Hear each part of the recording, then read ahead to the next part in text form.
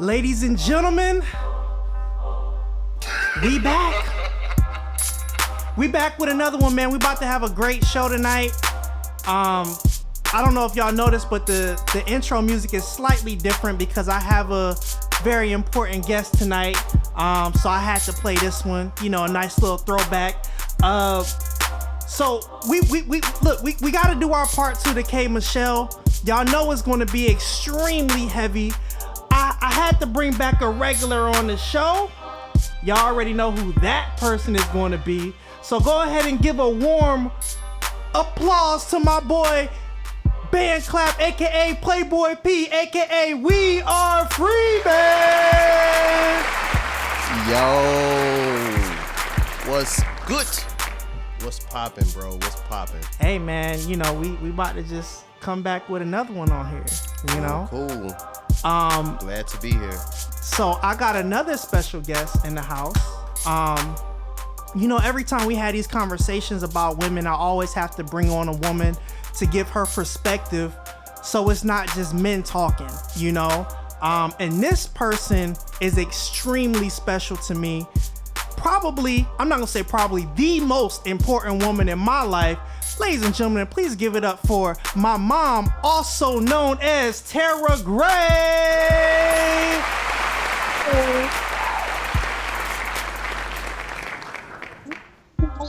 Oh, I'm excited. I'm glad, you know, we can have you on the show. I know you about to drop some heat tonight, you know, so. I tried. I just want to do a correction. I'm the second most important woman in your life. Alexis is the first. Of course, we got to give a warm applause to my wife, also the producer, Alexis Gray. All right. Shout out to my mom showing respect to that, you know. And then last but certainly not least, a really good friend of mine. I've known him for years. An amazing artist. He's taken over the game by storm. Ladies and gentlemen, he's a doctor. And he ain't sell out either. Please give it up for my boy Ty Gemini. Yeah. What's going on there? I got out. Everybody back home in Tennessee, man. Also be out on the lookout for my upcoming EP. Thank you sincerely. Dropping real soon. Hey, look, I'm looking forward to the project. And by the way, just to cue y'all in, the beat I'm playing is actually a Ty Gemini record. It's something I produced for him called Talking. And y'all gonna hear that on exclusive news too. And please be on the lookout for that one. So I had to play this for him, Ty. I had to play him so they could see what we get ready to come with on this one. Oh yeah. That exclusive news too. That's gonna be the actual album. The follow-up to the Thank You Sincere. That exclusive news too is gonna be something serious, man. It's, man, words can't even express. Absolutely. So look, of course we gotta get into this K Michelle topic. So in the first part, we basically talked about, you know, what she discussed on V103. And it seems like the conclusion that we came up with is that she is a hurt female. And her perspective on men is based upon her own circumstances in most cases. In fact, according to her own words. And, you know, we're just going to kind of get into the first clip and, you know, the first thing they talked about when they brought Derek Jackson on. Here we go. I think that's a generalized statement. What you think? You think all I'm bad except you? Not even that. I think just based on what you said, I think your experiences are valid, and I think the things that she was talking about are extremely valid, but in the way that you've internalized it is toxic. It's like, yeah, there are kids in Chicago that are committing crimes, but hypothetically, let's say you have a son or a daughter. That doesn't mean that your son or daughter is a bad person because kids over there are doing wrong, even though those things are actually happening. So I think that's a generalized statement to say all men are bad. I think all men can be better, the same way that women can. We could speak to the things that we're doing wrong in terms of holding us accountable. But whenever you say all men are bad, you're almost giving them a pass to continue being bad. And that I'm not for. Now check this out. Now in the first part, we talked about how she felt that all men were just bad people. She felt like, you know, men were not good people. And what he basically said, especially towards the end, was the fact that, you know, if you feel like that, then you're basically giving a men all a pass to just be bad. How do let me go to Ty Gemini first. How do you feel about that as a man? Um, okay, two parts to that. About what she said about all men being bad. I look at it as like that comes from a place of hurt. It seems like she dealt with some people, mainly men, who kind of maybe screwed her over, or whatever the case may be. But Absolutely. I look at it as people have to take responsibility for their actions as well. A lot of times, I'm not going to say all the time, but there are times when you know what you're getting yourself into, especially when we hear them always say things like, I like the thugs, I like the bad guys, or whatever. Okay, this is what comes with that. But some people can't handle that. They can't accept their wrong or the choices that they made, so they go rogue and they start making comments like what K. Michelle said. Now let me stop you for a second because it's funny that you say that because there was someone else who felt the same way. Listen to this. Watching K. Michelle, we see you make bad mistakes. We like, why you do that? Then you come on the show and be like, oh man, we like, yo, you just making bad decisions. See, that was a caller who called in the V103 and who basically said the same thing that you said, which is, you making poor decisions, and yet you want to blame that on all men. Right. It's funny, and much respect to all the women who carry themselves, properly and keep it classy and jazzy. But we do know that there are some women out there who make it hard for other women with the choices that they make. They don't want to accept the choices that they make. Like, what you're doing, but you keep putting your hand right back in that fire, but then you want to blame everybody else for the decisions that you made. Nobody put a gun to her head and told her to deal with those type of people. But now you want to take it out on all men? No, sometimes you got to look in the mirror. My mom used to teach me that if something constantly happens at the same time every way, sometimes you got to look at yourself and say, hey, what am I doing wrong? Absolutely. Let me pass it to Tara real quick. How do you feel about it? I mean, what he said is very valid. You can't generalize everything, but I do think that, like you said, you're giving men a pass because I think a culture is coming about now where I saw a meme the other day where I think Gucci Man, I don't know, I could be wrong, and his wife, they just got married, but they was like, oh, she was there when he cheated. Oh, she was there when he had a baby on him. Oh, he was there. So you saying to us, congratulations, she got the shit in the toilet? Because that's exactly what happened. People act like, as women, you're supposed to go through all these things. And sometimes I agree with the gentleman when he said that, yes, we have to take responsibility for our actions, and we have to take responsibilities for the choices that we make. And sometimes you can't keep picking the wrong guy over and over again because you create your reality. So when she said all men are bad, she's going to constantly keep getting that because that's what the reality that she's decided on. And you know what? I totally get that. But you know what? I'm glad you said that because this is basically something that they talked about while they were doing an interview in regards to any relationship that you be in is likely going to be toxic. Check this out. But you would be unwise to even pursue a relationship thinking it can be anything other than toxic. You real. Because you're saying I only got space for the absolute worst of men. They creep me out. Like, they creep me out. The one person that I thought was in that 1%, the one person that I thought was going to have my back, it didn't go down You're like holding that. on to that and defining everything by that one experience. No, I was real messed up in the head way before him. He ain't going to take all that responsibility. That's real. You were messed up. aliens did that, So here's the thing. Do you even want to be in a healthy relationship at all? Do you I don't believe they're possible. Okay, so you're just going to be single the rest of your life and you're good. And are you happy with that? I'm not single. I'm just floating. Okay, so that sounds like some foolishness right there because if you're saying that, if he asks you, basically what you're doing is you're saying that any relationship that you're going to be in is toxic. And now, when it's like, all right, well, do you even plan on being in a relationship or do you just want to be single? Because if you know that no matter what you do, it's going to be a bad outcome, why would you put yourself in that position? What you think about that, Tara? I think that at the end of the day, she just has become complacent. Because let's be honest, to sit down and make change, that takes a lot of energy and it takes a lot of effort. So it's easier for me to say it's you versus it's me. Because if it's you, that means I don't really have to make no changes. I don't have to. Hold on. We gotta hit him with the pump with that one.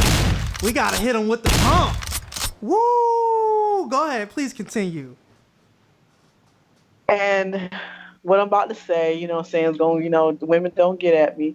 But at the end of the day, we as black women do not want to be accountable for our freaking actions. We want to keep doing the same damn thing over and over again, looking for a different result. We want everybody else to change. We need to change the way we interact and the way we come across. Because let's be honest, any real man, not no grown man child, ain't gonna want to deal with K Michelle. Because like they said, she told me, I remember, I think in the first interview, they could climb, or maybe it was in this one, they need to climb that wall and get across the wall to get to what?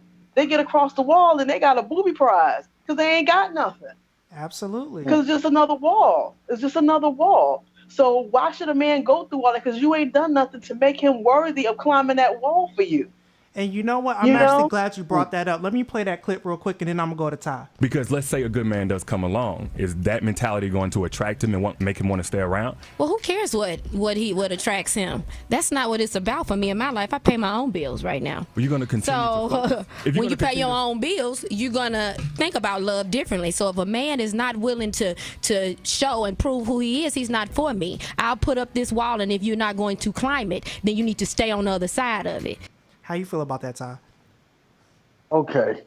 So, first and foremost, shout out to my grandfather, James Redman, he turned 101 years old this year. Hey, congratulations. The reason why I got to shout brother. out to him. Shout out to that brother. He's one of the most wisest men I've ever met, and he's ADOS. He's a, you know what I'm saying, he's Black American from Mississippi, Dundee, Mississippi, okay? Right. And I bring him up to say this. He used to always have these sayings he used to say, and I never understood it until I became an adult when he say something like, how can you want a turkey sandwich and you keep using ham? And right. I like that. And I like that. I never understood. I never understood when he used to say that, because I talk to my grandfather about anything because I feel like he's seen it all and done it all, so you can't get over on a person like that. So I used to ask him certain things, and he'd be like, son, how can you complain about something and this is what you keep attracting? The energy you put out there is what you get back. And it's like now she's at a point in her life where she accepts the negativity because she's been in so much of it.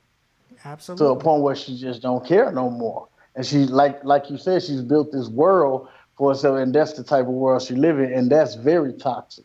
Because, I remember her saying something about, there are young girls that run up to her and thank her and tell their story and everything, and this is the person, and you see how toxic she is. It's a crazy thing, man. Absolutely. And well, you know what? Go ahead. Can I say something real quick? Absolutely. Well, I want to correct him about the negativity. She is the negativity. And at the end of the day, saying you attract who you are. So just like Fantasia probably had women coming up to her saying, girl, I took some time, got myself together, and I got my husband. She's going to have that energy where K Michelle going to get the girl, I got it. He ain't shit. He cheated on me, because that's the type of energy that she draws. So you're going to attract who you are. So like I said, it is what you say it is. If you, at the end of the day, like they said, we all, made in our, in our Father's image, which is God. If I say there's a three-legged dog over there, in my mind, there's a three-legged dog over there. Right. And because we make things and we create, a lot of stuff that's going on in our lives that we don't want to believe that we are the creators of. We want to be like, it's something outside of us. It's not me. But yet, then they keep showing up. So obviously you're doing something. Absolutely. And you know what? Since we're talking about attracting men, let's go ahead and get into this next clip. Because your aura is only going to attract a man that thinks he can deal with you. That's what Frank Ski said, and I agree with that 1,000%. And that's basically what we've been talking about so far. She's attracting this negativity because she is the toxin. So she can do nothing but attract more toxins to her and create more toxins. We gotta be clear about that. Right. Can I say something? Tank. Yeah, what's up? Here's my thing. Okay, for some people that may not know, K Michelle, she's from my hometown. Okay, Right. me and K Michelle, we're not too far in age. We were actually in high school around the same time, and it's sad. I have to say this, and I know I'm gonna make some women back home mad. Okay, there's no disrespect to my women from Memphis, but there are so many K Michelles in my hometown, man. It's sickening. And why is that? Because like the majority, like I've met I met quite a few good women in my hometown or whatnot. But one thing that I've learned, when you don't have a father figure, see, that's your first introduction to a male. To the opposite species is your father. That's the first man you gonna meet in your life. But in most cases where I'm from, that's not the first man that they meet.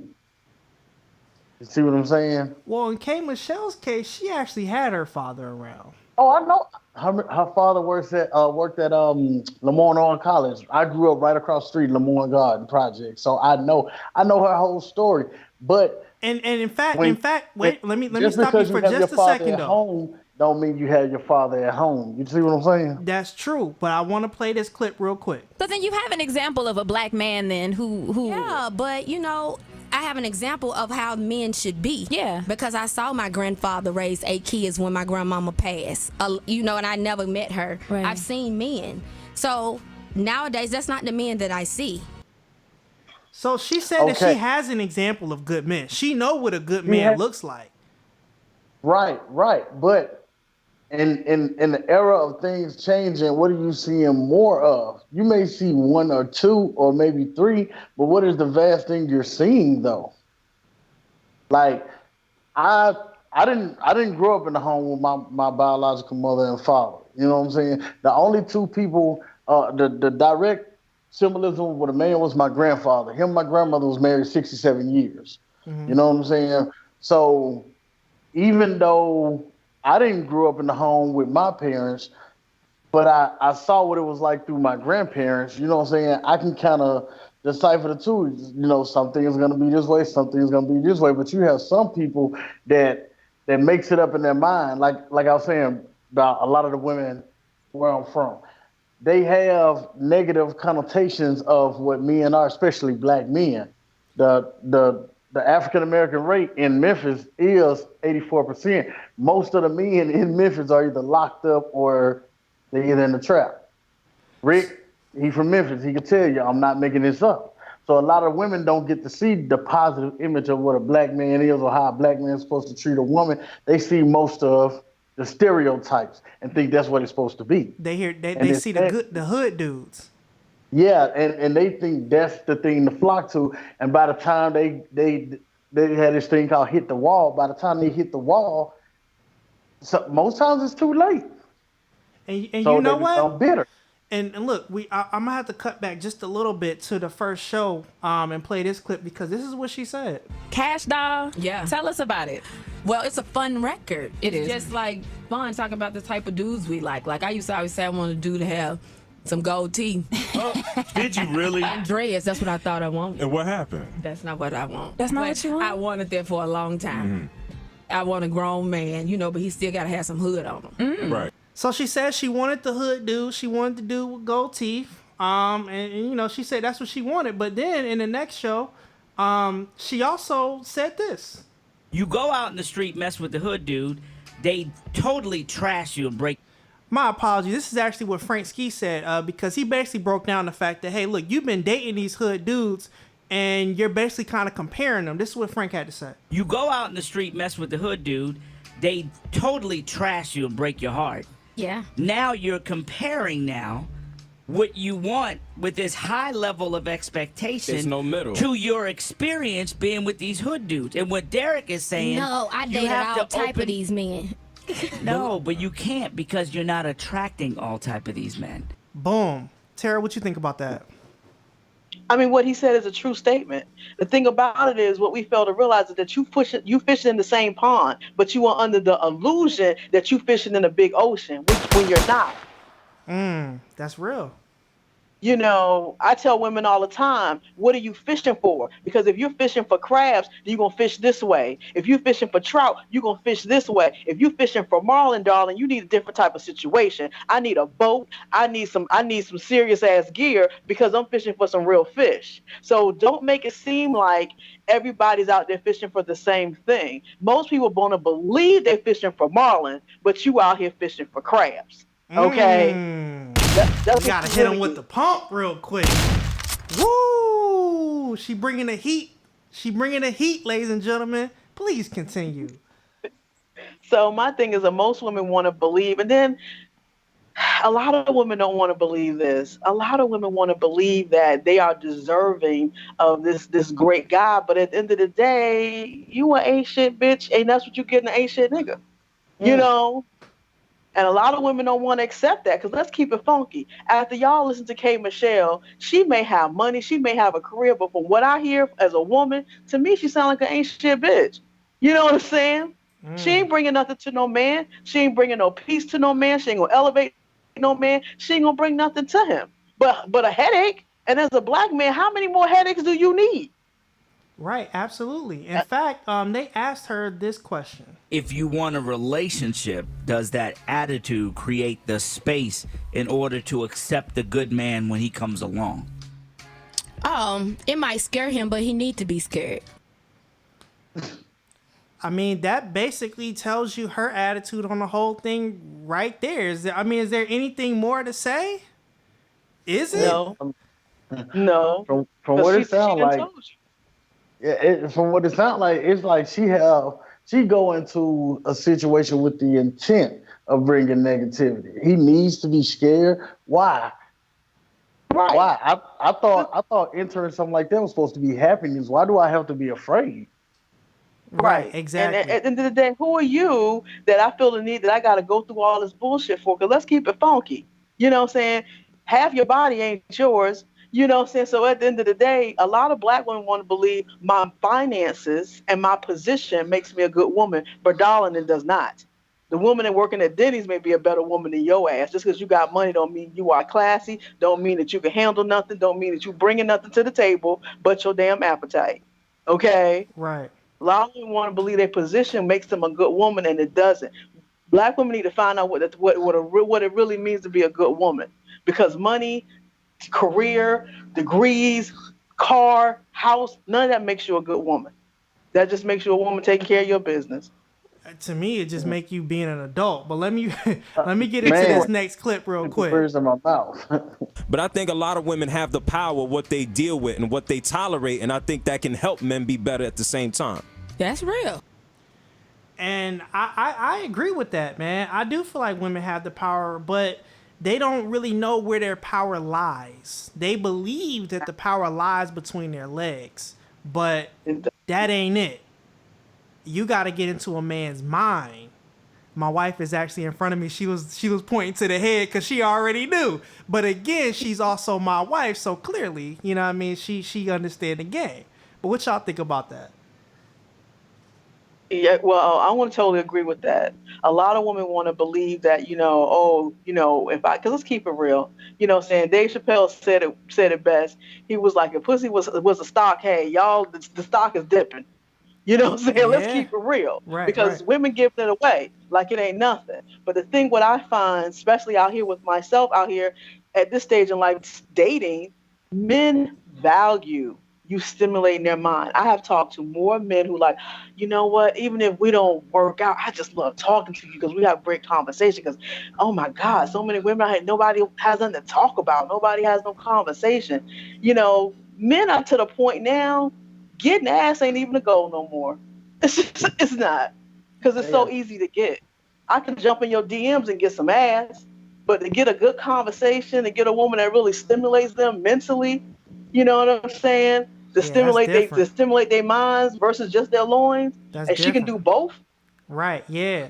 Hey, Ty, what you You think about already that? right. You already taking yourself to the next level. Ty, how you feel about that? um, well, in today's society where we live in the twerk era right now, or whatever. It's like From what I've been seeing, I'm an observer. I like to observe a lot of things. Everybody wanted it to be a hot girl summer this past summer. Okay, everybody was doing the city girl summer thing. All that. It was so much shine on that, and you got these. There's a lot of young girls. The next generation they're coming up. They're looking up to your K Michelle's and your Megan Thee Stallions and your Cardi B's now. Nobody's looking up to Michelle Obama. Nobody's looking up to any educated woman right now. Nobody's doing that. You know, Right. we say we want one thing, but we're doing another. That's real talk because, they asked her this question right here in regards to healthy relationships. Do you really want a healthy relationship with a man that is good? Okay. If that's the case, then you have to create a welcoming space for If that. that And what was you're talking possible. about is not welcoming. I've been in a relationship for now 3 years. I knew him for 20. Right? I feel for this and brother he on this was other side of this microphone. why not feel for me? Why are you feeling for him? Notice how she kind of flipped that towards the end, because I said this in the first episode where I was like, yo, we have to kind of look at the dude that she dealing with. You know what I mean? Like, what kind of dude is he? And we talked about how he knows that she's going through this trauma, but he isn't doing anything, and that's kind of a problem. But then on the flip side, you also kind of have to feel for this brother because he dealing with a female that's that toxic. Now, like you said, you attract, who you are. So I'm pretty sure he got his problems too. But at the same time, it's one of those things where it's like, yo, you a piece of work, and how do we even deal with you? But going back to the question that was asked when they said, okay, well, do you want to have a healthy relationship? She said, if it was possible. That was her response. In other words, she believes that it's not possible. So what do y'all think about that? And she's right, because in her world, it's not possible. She's not willing to do what she has to do. The one thing I can respect about Fantasia understood the fact that, hey, I'm out here messing with married men. I need to take some time off to get me together. And that's what she did. She took time off, got herself together, got herself on her grown woman. Because to go back to the gentleman before statement, and my thing is, what he said is true. Everybody's like, oh, the Amber Roses, and everybody's looking up to them. But at the end of the day, Amber Rose by herself, Cardi B, man, cheated on her. And at the end of the day, and I'm not saying by being an educated woman, that doesn't mean you're going to get cheated on this, that, and the third. But what it does do is that you become a wise woman in your selection. And you're not out here just picking more, where you are picking like a little girl and he picking like a little boy. Because what we have is a lot of grown boys and girls out here dating, thinking they dating like grown people. Because the conversations that they're having are stupid. When you are a grown woman out here dating like a grown woman, your conversation is different. You know what I'm saying? I can't, like I told a man to his face, I'm not trying to control no man's violence. Because at the end of the day, that's yours. I can't stop you from doing nothing you want to do. But what I'm going to make it so that in your mind, that doing what you're about to do means going to cost you something that you really value, you might think twice. You know what I'm saying? Because at the end of the day, most of those chicks, do all this talking, oh, my man better not cheat on me. But they be the first ones, man cheat, and they go back. A wise woman knows that, hey, I got to accept it and I have to decide on how I'm going to handle this situation. And most women don't want to accept and decide. They want to play games with themselves. Like I said, we out here dating and especially in the Black community, we stay children way too long. That's way real too talk. long. That's real It's talk. something I want to add to that. What you were saying when you said,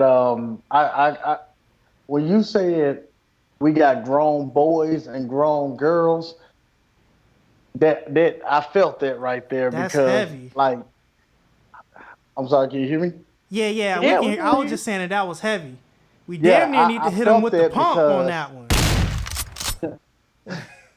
I felt that for the simple fact, I'm now at an age where a lot of my classmates' children are teenagers now and graduating high school. So I think back to when we were kids, and now our parents was 15, 16 years older than us.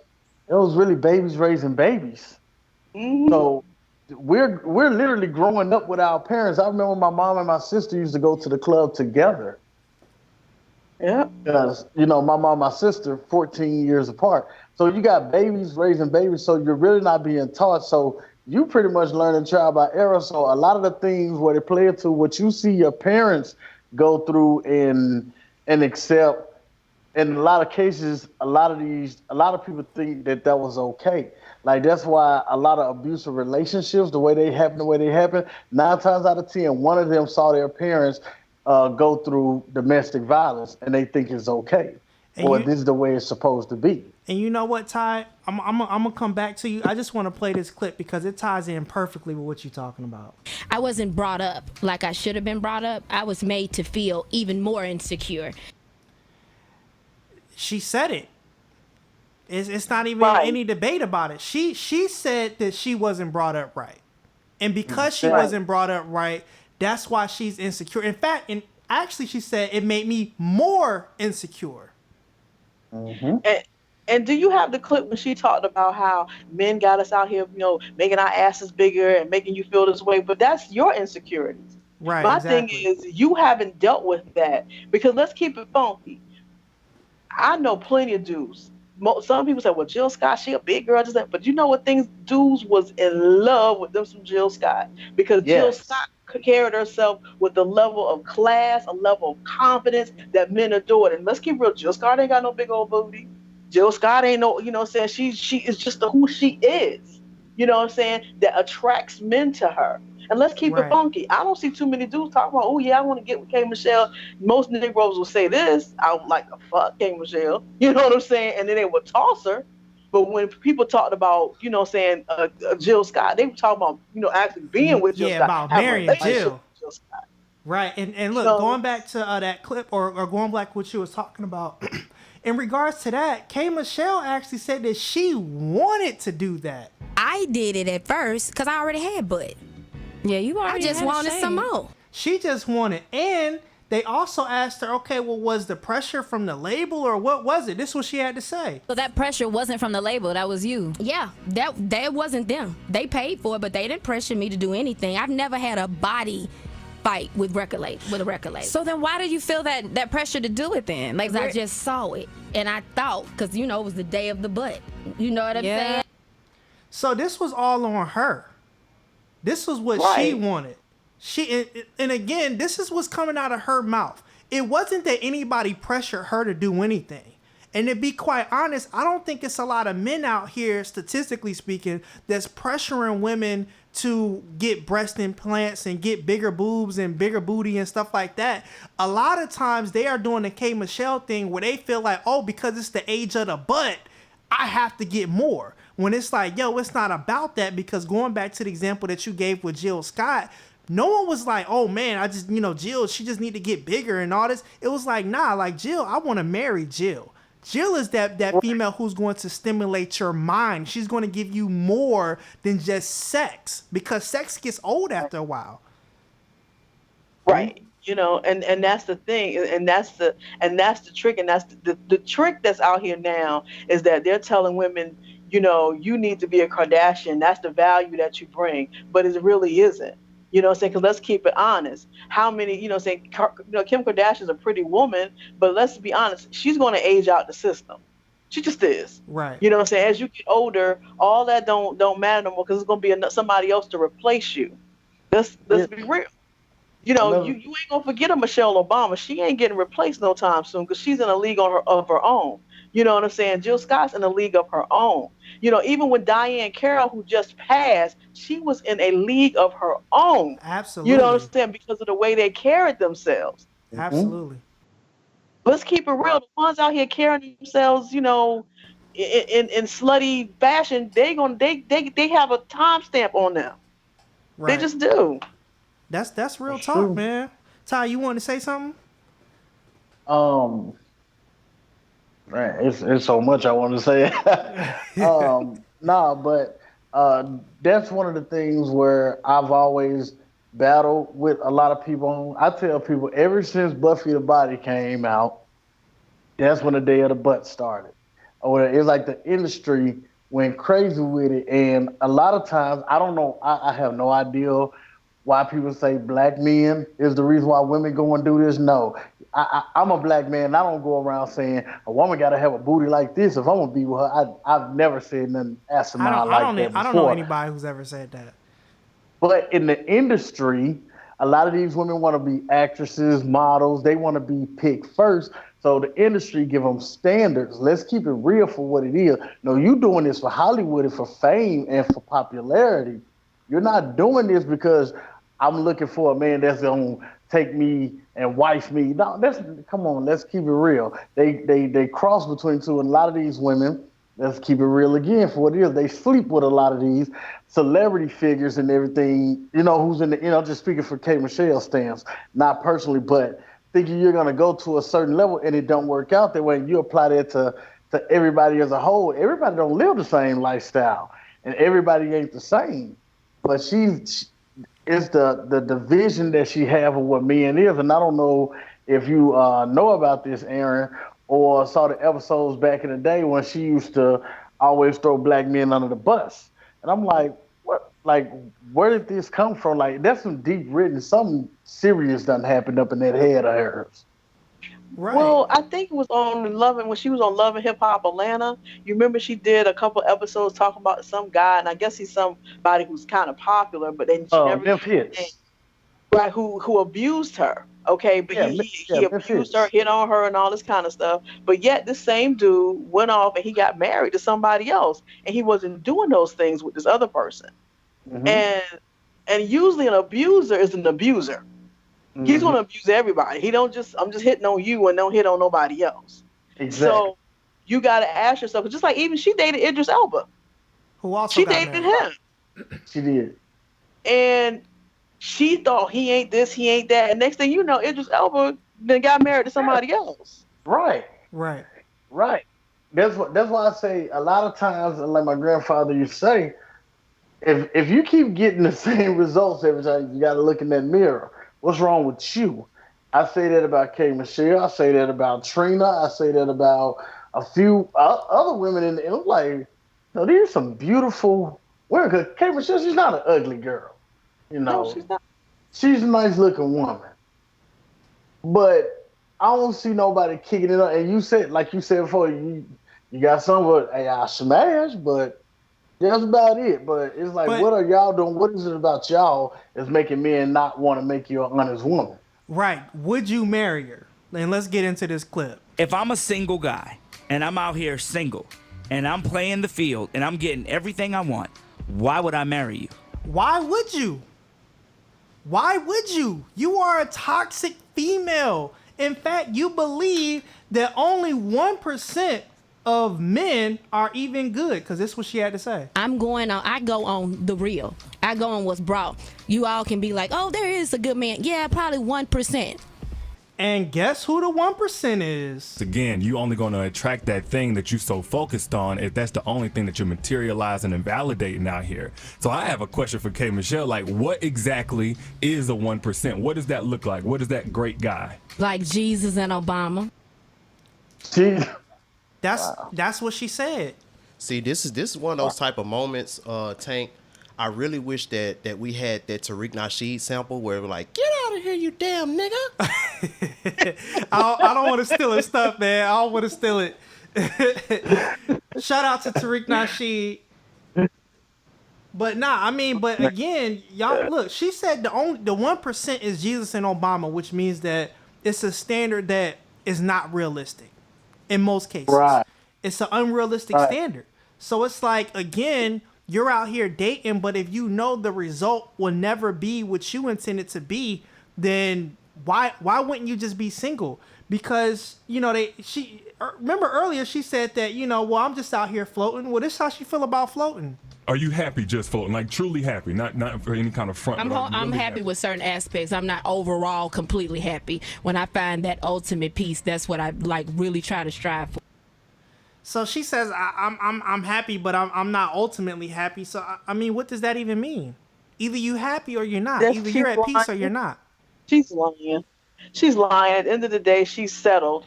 and she's complacent with being with a dude who at the end of the day ain't invested in her no more than she's invested in him.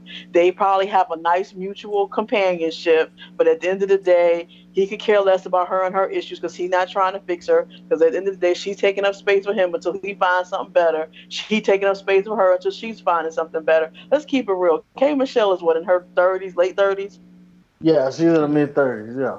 And Right. she look every bit So of 55. she's at that point in you stupid. She's at that point in life where she wants to be married. No woman wants to be out here alone, regardless of what your sexuality may be, whether you straight, gay, what. No one wants to be alone. And we as women aren't built to truly be alone. We're not built as man or woman to be alone. So let's keep it funky. If you didn't really care for me and you don't want to be bothered, then you wouldn't be with nobody. You would just, like you said, you would be just straight up single and I'd be chilling. But you out here floating because floating means no real commitment. It ain't costing me nothing. And I just got somebody that, when I want to act like I'm in a relationship, I got somebody who I can act like I'm with in that situation. I've been there. I've done that. And what that is and what that looks like is you somebody that, you know what, I got somebody to go to things with. I got somebody to travel with. But at the end of the day, if you sleep with somebody else or mess with somebody else or go away, it ain't going to hurt me one way or the other because emotionally I ain't invested in you.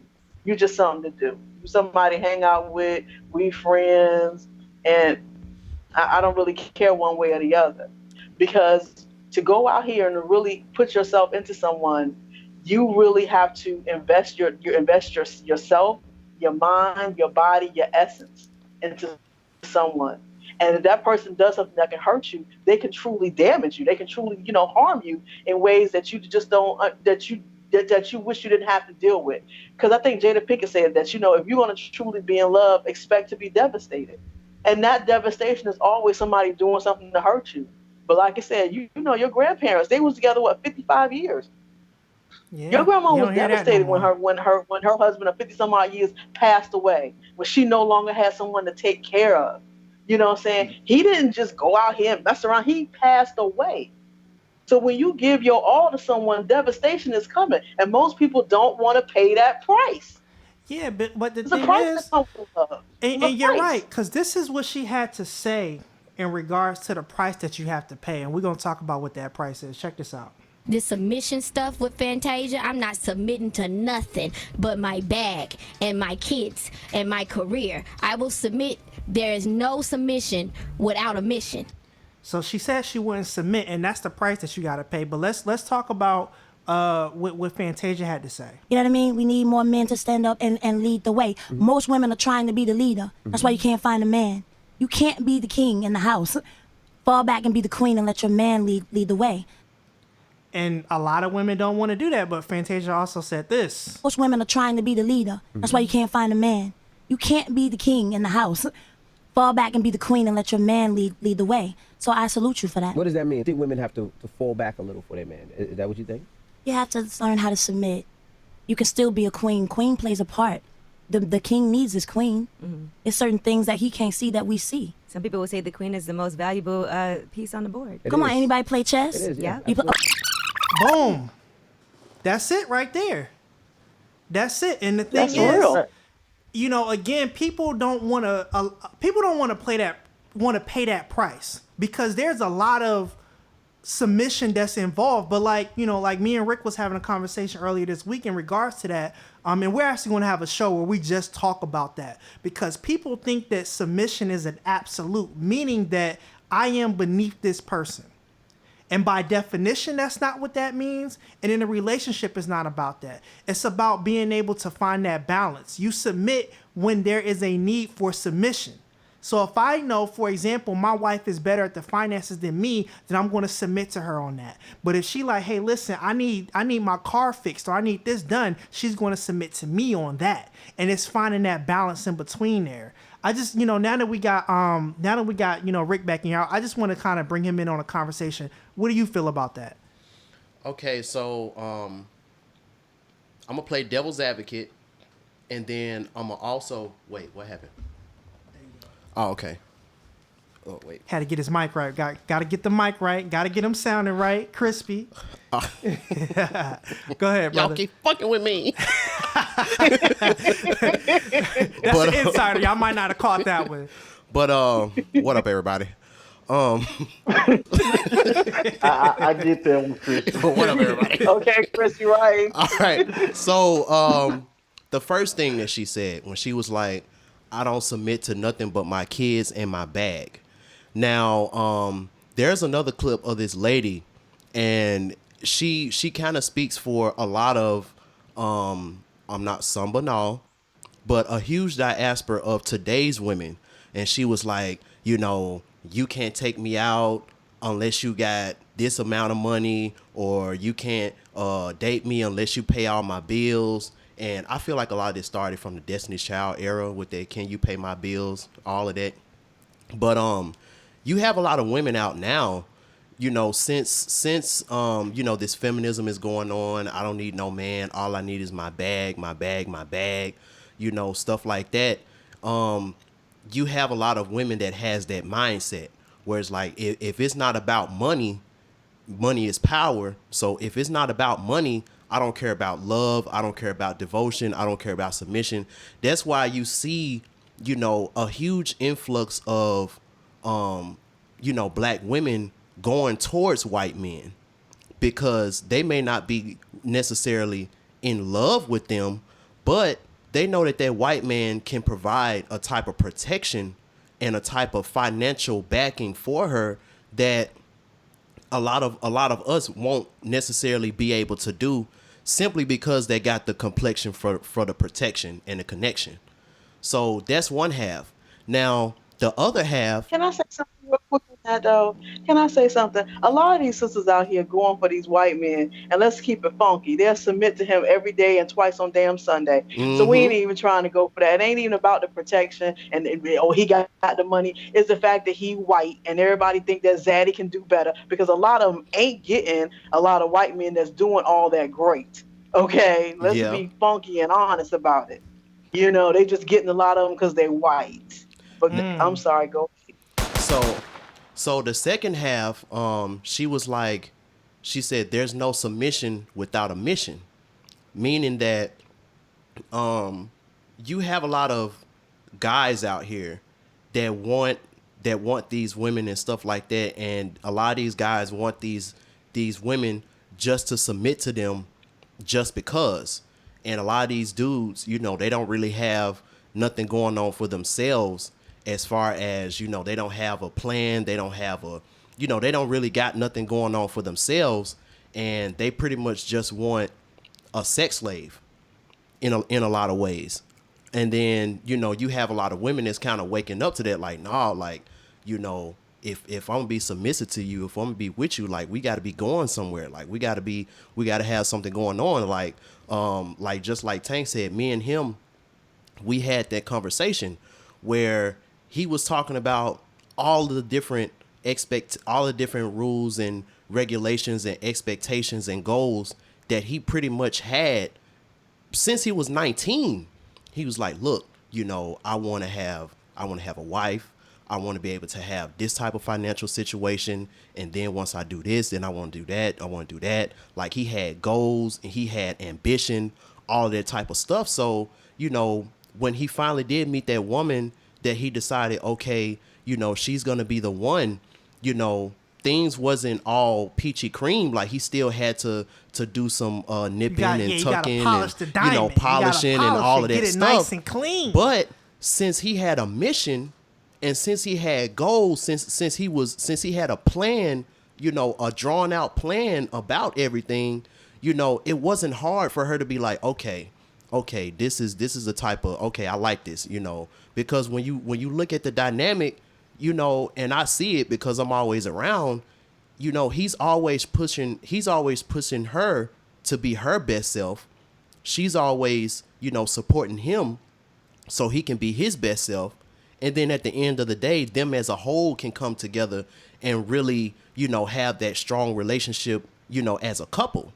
And that's not really something that you see with a lot of today's generation of guys, and still it's some banal, because you have a lot of guys that have that mindset, and they get turned down simply because they don't fit a certain stigma. They don't fit a certain stigma that the guy that you see on TV or the guy that you see on Instagram or something like that, like they say Chad, Brad, and Tyrone, they don't fit that stigma.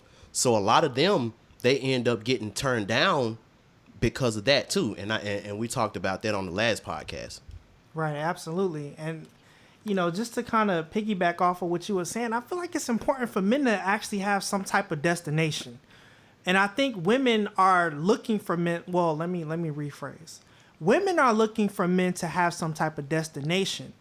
Little girls are looking for boys that they can play with. That's what children want to do. Children want to go on play dates. Children want to play. And that's what ends up happening. So much so that we even use phrases like playing the game. You playing games on me, blah, blah, blah. Or you're cheating. Oh, you All play of this too stuff much. revolves around playing a game. You play too much. We're grown people. We're not interested in that. We're moving in a certain direction. We're thinking in a certain way. And when you're still in that childlike state, you're looking like, ooh, this person is cute. Will you be my friend? Will you be my boyfriend? Will you be my girlfriend? And that's small. That's childlike. And I think it's time to get past that. And unfortunately, you got people like that who are now, growing up in their 30s and their 40s, and they're raising children who are thinking in the same manner. What y'all think about that? I'm sorry. Well, y'all can go. I'm sorry, I've been monopolizing the conversation. Well, we're going to pass it to Ty. Is Ty still here? Did we lose him? I don't see him up here. I don't see him. All right, so we might have lost Ty. Okay. All right, yeah, I think we lost him. But that's okay. That's okay. Let me see something real quick. See, we might be able to get him back. All right, yeah, we might have lost him. So while you're trying to get him back, can I say something? Yeah, absolutely. My thing is, you have a lot of parents who are out here, and let's be honest, there's a lot of single mothers who are out here. When you're still out here in the streets looking for a mate, and you don't really know what that looks like, you're not going to be able to pass down decent advice to your daughter on what she needs to be looking for. And the thing about it is, out here now, in the dating game, so to speak, people do not have clear expectations of what they want and who they are. Everybody knows what they don't want, and which of course you'll keep attracting that, but they don't really know who they are. So when you go out here and you don't have clear expectation of what you're looking for, anything will do for the moment, and I was talking about this with a friend earlier today. A lot of people think that love conquers all, and I feel like this love don't conquer anything. You know what I'm saying? What conquers most things is complacency. Most people stay in relationships, stay in a situation because of complacency. It's not because you love somebody so much. My thing is, at the end of the day, when you go into something, you take your heart but take your head too, and you have to look at things in logical fashion, and most people don't. I mean, I have someone in my life who I love dearly, and I still love them, but I knew logically we would not work as a couple. We would not work to be married. It was just going to end in divorce because it was too many negatives that he had that wasn't going to satisfy me where I felt secure enough to submit to him. That's the number one thing as a woman. I have to feel secure. You have me, you have a woman in her security. Trust me, she will get into her feminine and she will submit to you in the ultimate way. And that's the thing. Most men don't secure women. You can't ask for. Oh, wait a minute. I actually hit the yeah, I actually hit the wrong sound effect. Again. Yeah. But you do need to sound the alarm on that though. Yeah. We just gonna roll with it. I meant to hit him with the pump, right? But I accidentally hit the siren. But I think we're right. I think that was kind of the universe saying, "Nah, we need to sound the alarm on this one." Because I kept trying to move to the pump, but it just was like, "Nah, Aaron, you need to do this one." So we just gonna roll with it. Right. I'm like Beyonce saying, you to ring the alarm on that, because that's the thing. You cannot ask for submission without security. I'm sorry. I can't submit to you, and I'm wondering how our bills gonna get paid. It's hard for me to submit. Let me keep it. I'll put you like this: if I know you a man that my bills and you were handling things and you keep me secure, and not just, and let's keep it real, it's not just about you bringing home that bag. It's also about you keeping me secure emotionally too, because you could be paying all the bills, but I don't know where you at night. Or you always out here doing stuff, or you don't make me feel good about who I am as a woman being with you, then I don't feel secure either. You know, so security is a lot of things, and most of the thing is just about paying the bills. It's not just about paying the bills. Like I said, I had someone who paid the bills. I didn't worry about paying the bills, but they didn't make me feel secure in other ways. So that didn't work for me. You know, and when I did meet someone who they made me feel secure physically, you know what I'm saying, in a lot of different ways, I found it very easy to get into my feminine with them. I found it very easy to submit to them because I knew at the end of the day, I wasn't submitting to foolishness. And that's the thing. A lot of women submit to foolishness to a boy who looking for a mom, who playing like he looking for a wife, who ain't looking for shit. Let's keep it funky. Right, yeah. And that's what a lot of guys out here doing. They looking for mamas, claiming they looking for their girl, but I'm looking for my mama. I'm looking for a girl who's gonna tell me what I need to do and how I need to do it. While I still run around out here with my ding-a-ling in my hand and let me stick it to her, let me stick it to her, let me stick it to her. When you get on your grown man, you gonna realize going out here and jumping in between all these different women's legs costs you. Look at It's Future. cost you spiritually, it costs you emotionally, and it costs you financially. And then sometimes it can cost you for eternity. Okay, because you dealing with somebody who you thought, oh, this was gonna be a one night stand, and now she got you for 18 years, and let's keep it real, it's longer than that. That's heavy, man. That whole thing, man. We just gonna see y'all leaders full of fucking shit. You know, People out here playing these games. Yeah, I mean that's real playing talk. Games, and we need to get serious, especially in our community, about what we look. We keep talking about we want to build community, but community starts with family. And the sad thing is, I know when Aaron, when you were getting married, I had women, not men, who were saying, "Why your son get married at 25? He need to be out here, you know, what I'm saying, you know, out here playing around doing this thing." I said, "For what?" But then they'll turn around and say, "Do we have any kids?" No, he ain't got no kids because he ain't married. Right, yeah.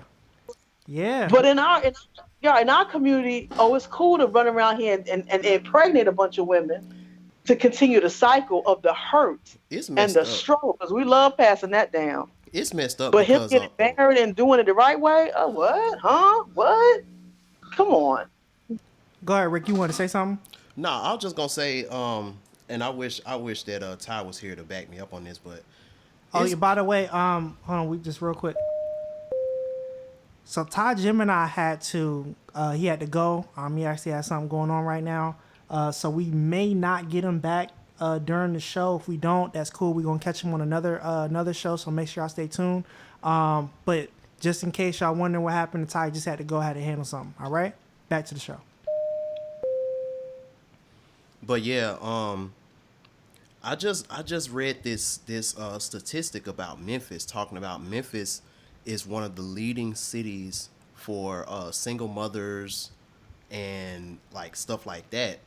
And with me being single, not having any kids, you know, focused on my career and stuff like that, I kind of get looked at weird when I meet a lot of my people that I went to school with and stuff like that. That's the first thing they ask, like, man, you got some kids? Like, they don't even ask, are you married? Are you in a relationship? First thing they say, oh, you got kids? Like, no, I ain't got no kids. Man, you must not be fucking then. I'm like, huh? What? Yeah, that is just crazy. But right, I because mean, that's a sign of your manhood, that you have a bunch of kids, you know what I'm saying, that half of them ain't even maintaining. Exactly. But see, that's how we grew up. You know, especially you know, the ones who didn't really have that father figure in the home and stuff like that. You know, being a man meant if you went to jail and you came out of jail, that means that you was a man. Or if you shot somebody or something like that, then that means you're a man. Or if you had a whole bunch of sex with a whole bunch of women, that means you're a man. And all of those things are hyper masculine, and it's toxic. That's not even right. So somebody like me, in that time frame, and even now, I would be considered an educated lame. You know, but in the community that I'm in, you know, with my videos and the stuff that I do, a lot of those women in that universe look at the stuff that I bring to the table as more alpha, because a lot of them are a lot more balanced. You know, they came up different. So I see both of the dynamics, and I used to be real offended, you know, being called an educated lame and all of that stuff. But it's like the more I keep growing up, I'm like, man, you know, it ain't this is we're winning right now. Right, that's a compliment. Again, because these same young girls are talking about you an educated lame, when they get to be in their 30s and 40s and realize, damn, I should have got that educated lane, because see, you still out here with these scrub dudes with you 2-3 babies in with 3 and 4 baby daddies. So now you basically damage goods on the discount shelf in the clearance counter. Okay. Right. Exactly. And look, again, I'm gonna take it back to the caller, because going back to what Rick was saying, a lot of these women weren't looking for that, and this is what the caller had to say. Just call it what it is. It's a lot of men out here doing the right thing, but women don't want to say, hey, they're doing what they want to do instead of what they need to do at that time. You don't need no cookie because you married. You don't get a cookie. They never look at the dude that's the good dude, because that's not what they want at the time. But what the good dudes stand on the side like, why don't you want me? Then they get bad and get abused by these dudes out here in the street. Then they come back to the other dude and be like, yo, I've been abused. Just like Kay said, I've been knowing this dude for 20 years. It just took you 20 years to get back to that dude. If you went out there and played around and did what you wanted to do, he been there the whole time. Yup, Nicki Minaj. Perfect example, Nicki Minaj. Yeah, you see that? I mean, and once again, the caller ended it by saying, you know, you went out and you did all this dirt, and that guy had been there the whole time. Mm-hmm. I think we need to hit him with the pump on what the caller said. But, you know, he also had to say this, though. Sometimes y'all just make bad choices, and then y'all try to blame it on all men. And that's the thing. Again, y'all just making bad decisions. Let's go back to the first thing that I played earlier today from this guy. Watching K. Michelle, we see you make bad mistakes. We like, why you do that? Then you come on the show and be like, oh man. We like, yo, you just making bad decisions. Again, you are just making bad decisions. When this caller called in, he hit everything on the head immediately. And I was like, see, this guy got the right idea. He sound like a truck driver. He sound like he be driving 18-wheelers and stuff. Got a pension, 401k, got hella money in the bank. Hey, but guess what? That's a good dude. Mm-hmm. You see what I'm saying? Because the guy, he's married. And he said that. In fact, she kind of joked on it. Was like, what, you want a cookie because you married? But it's like, okay, but you need to be asking the question, okay, how did you get married? And how are you treating your wife? And let me talk to your wife to figure out, is one, what you're saying true? And then two, what did she do to attract a good man? But she don't want to do that. That's the thing. K. Michelle is very comfortable in her misery, because K. Michelle is a very self-proclaimed, insecure female who feels that, you know what, I am the ish because I have this kind of money. Because like, I didn't agree with that statement that she said you submit to your kids. You don't submit to your children. They are your children. You know what I'm saying? Who's submitting the kids? They are under your charge.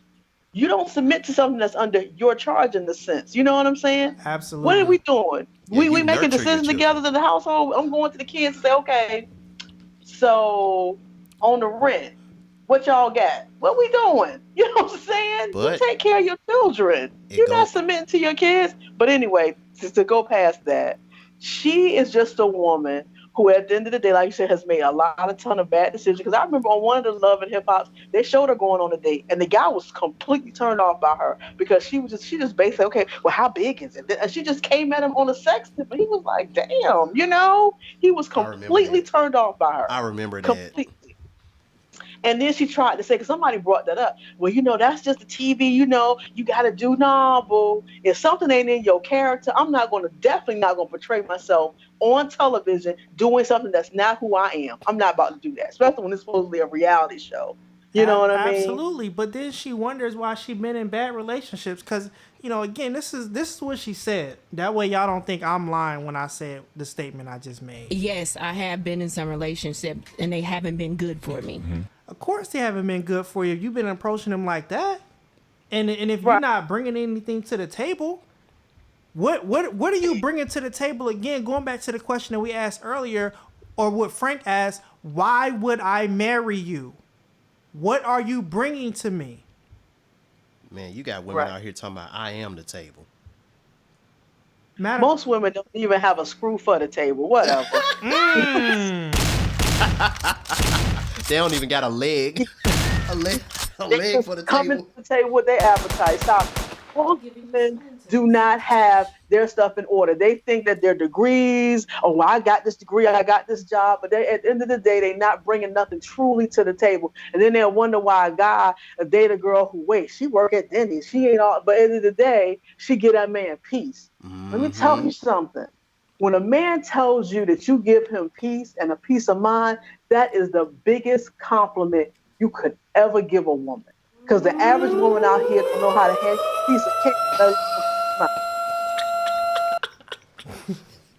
Did you mean to do that? That time, yeah, but I didn't mean for it to be that loud. So we got to get the alarm thing right. I'm going to get the levels for that right, because the first time I truly didn't mean to hit it. But this time I just wasn't expecting it to be that loud. But we're going to get back to it, though.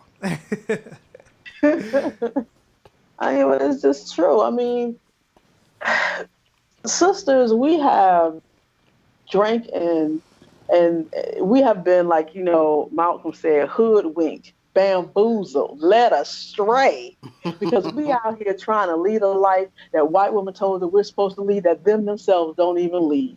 Let's keep it funky. That's okay? They understand. White women don't do this. Oh, I want to do a single mama thing.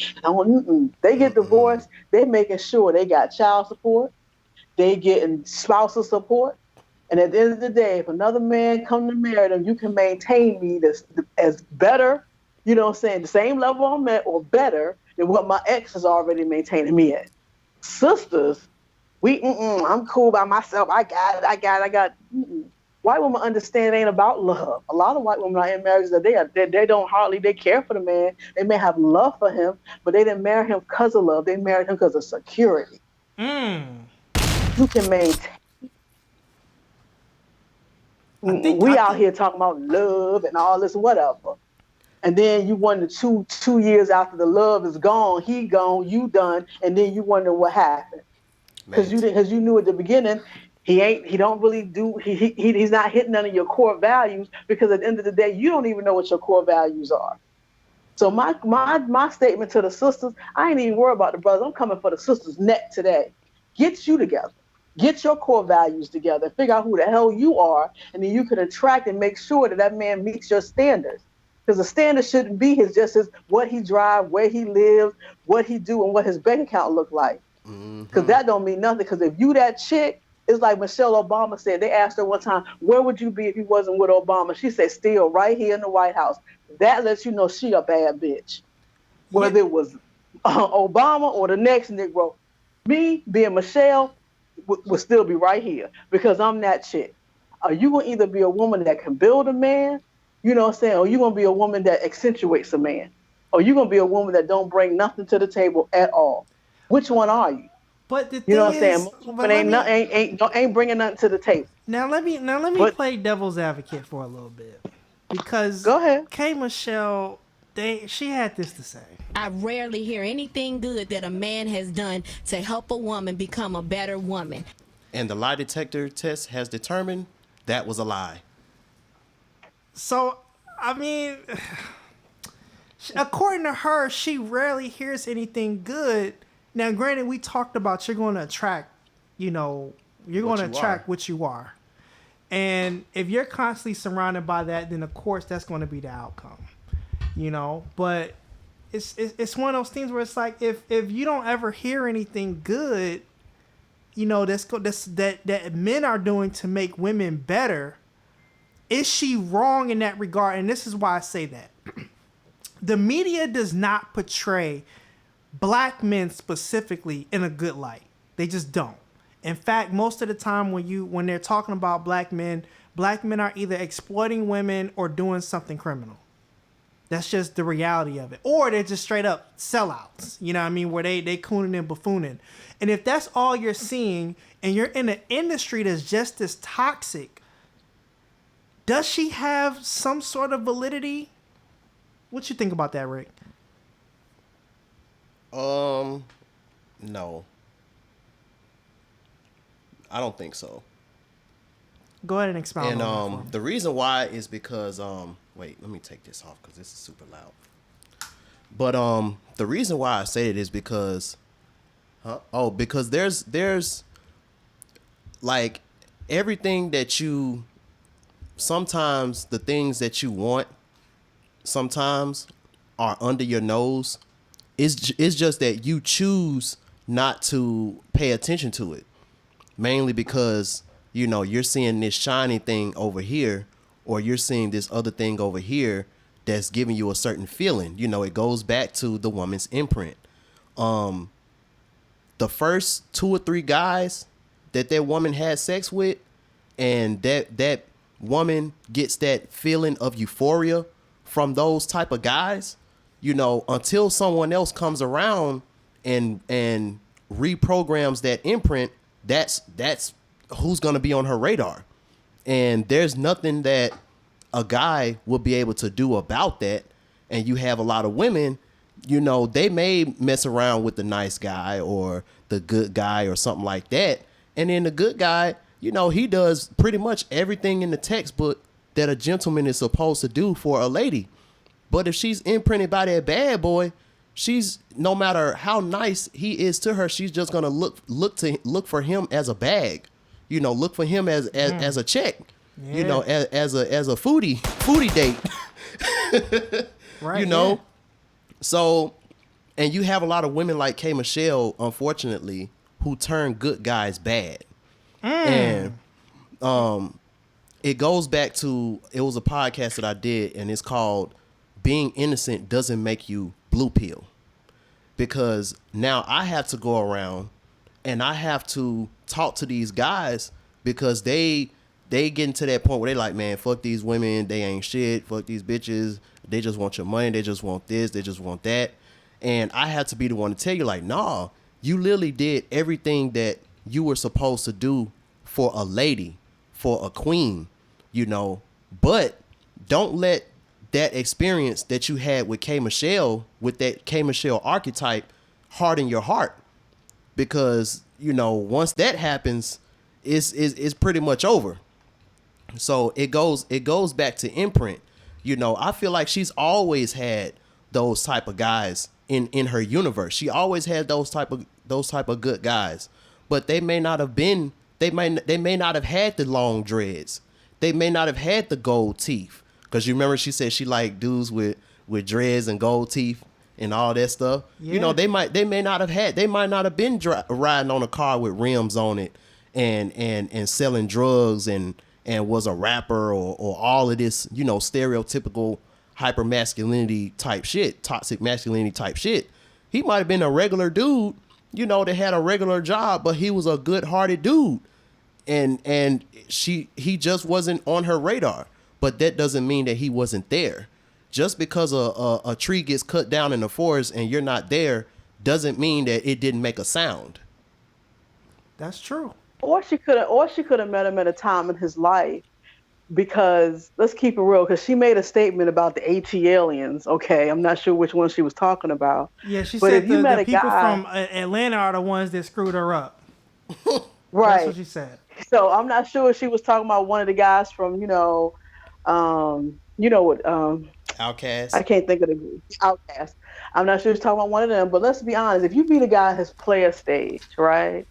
But you ain't in you out there doing your thing and you ain't in your so-called, like, Tariq Nasheed said, whole stage, then you in a stage where you trying to settle down and have something real. You meet him in that stage, and you can be like, oh, he treated me wrong. But then when he get out that stage, and now he looking to settle down, he turns out to be a good guy. Because let's keep real, we all have phases and stages in our life. Yep.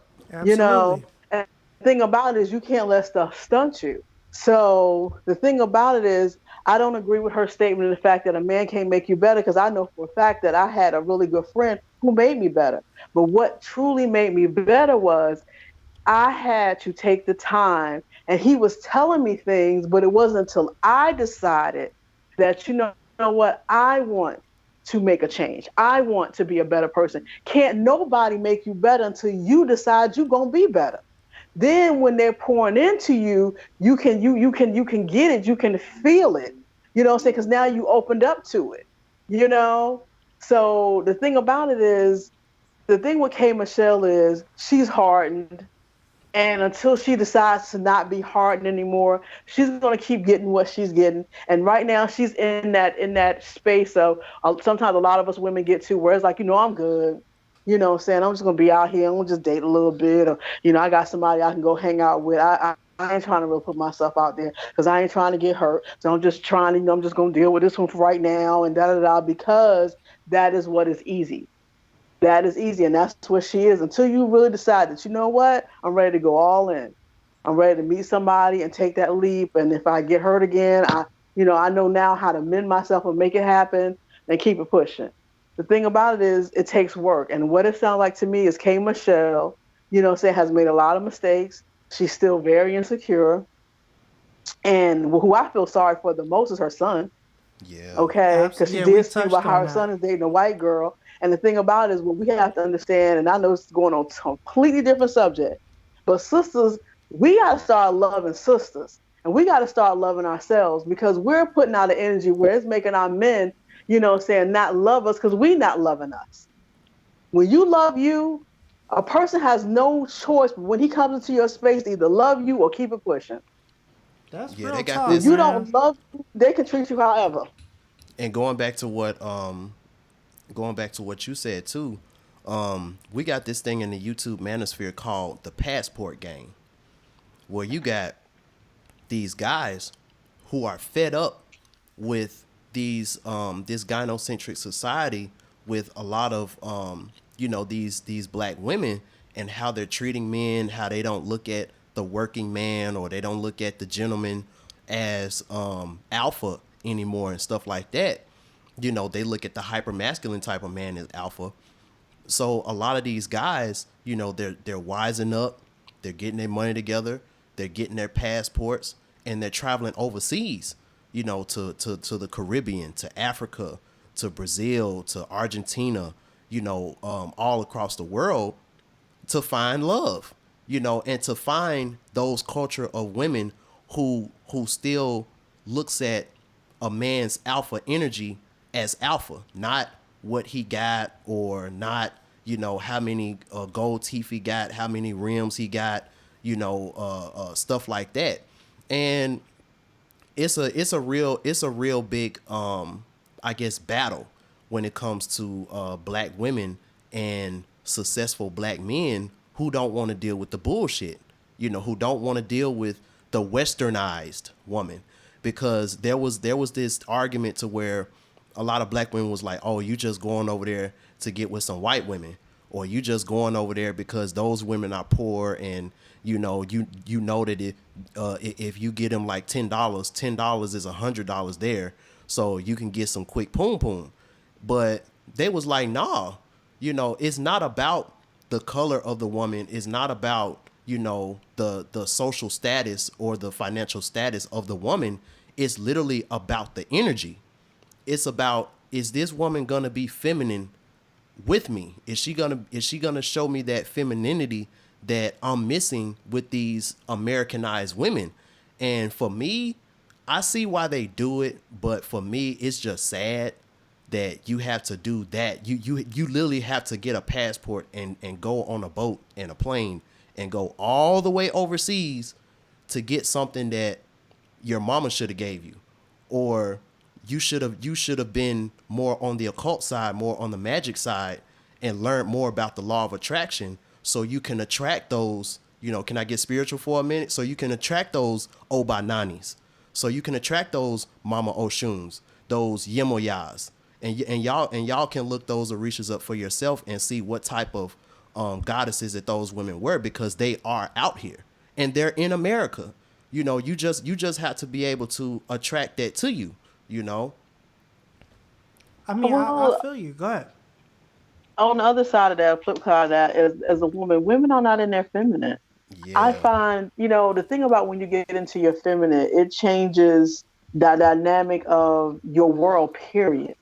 I know that since I've been walking in my feminine, I work as a traveling project manager in construction.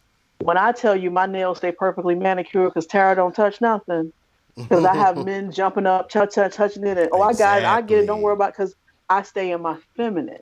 When you stay in your feminine, you can also raise your vibration up enough that you can attract certain. Because my money has increased within the last 2 years. My money has damn near doubled in the type of salary that I command for myself.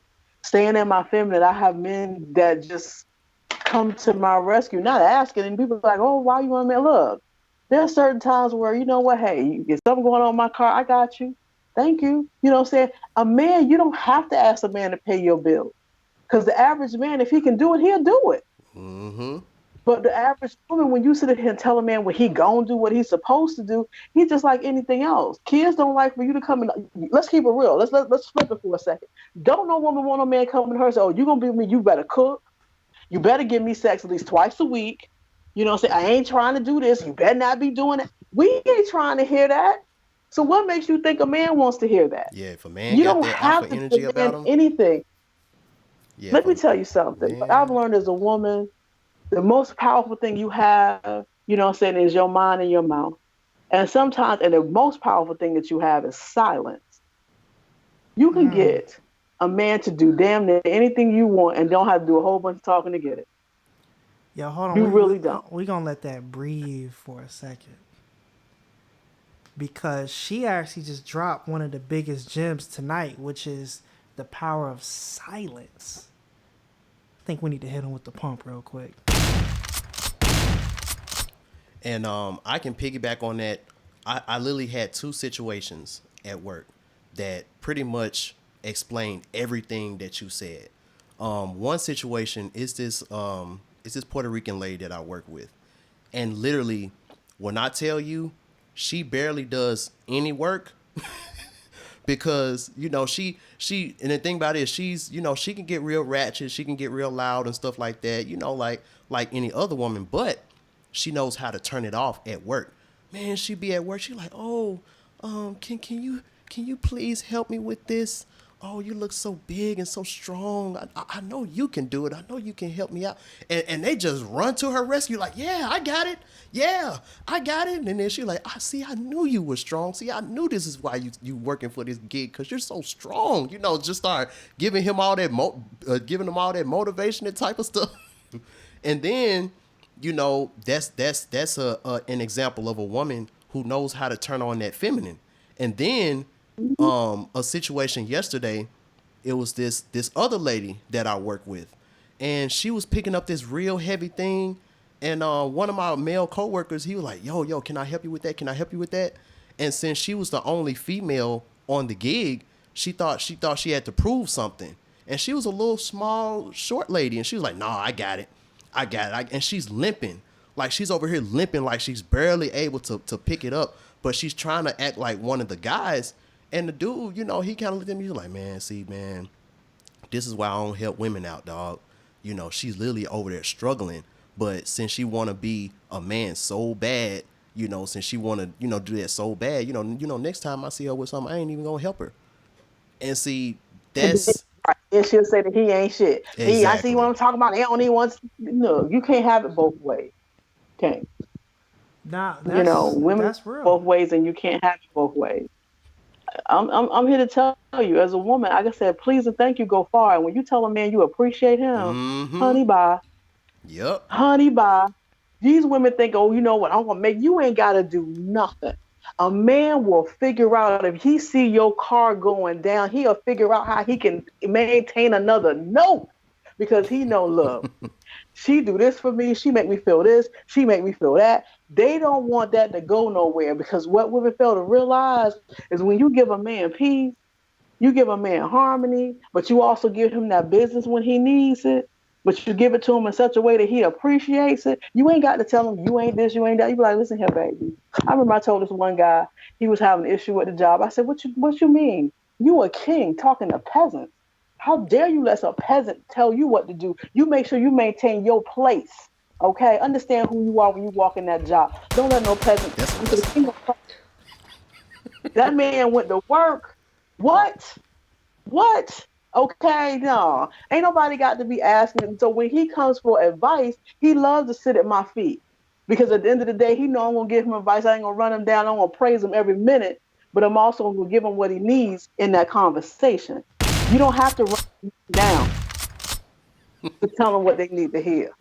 And too many women think I gotta tell you, I gotta get this off my chest. Let me tell you, he don't hear you. So when you do, and you truly are mad at him, and you do have a moment of going off, he hear that loud and clear because he know you don't normally do that. Mm-hmm. Silence is powerful, and your words are bullets. And women gotta understand that. Oh man, she killing him today.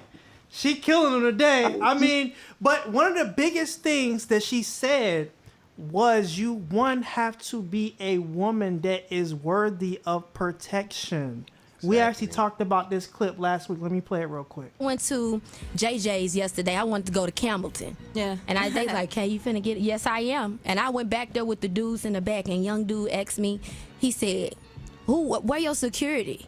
Where you at? I said, well, sir, how old are you? I said, why are you asking me for the security? You supposed to secure me. You the black man. Yeah. Like, why I gotta be scared around you? You supposed to protect babies and men. And the thing is, she's right where that is what we supposed to do, but is she deserving of it? Is the question. Is she deserving of our protection? It's funny that she said babies and men. She didn't say nothing about women.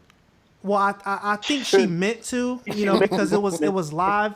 And again, I'm assuming that that's what she meant to say. That was what she wanted to imply. It just may not have come out right because, again, just in the context of the conversation, I think that's what she was talking about. But yeah, I mean, I'm with her. But again, is she deserving of our protection?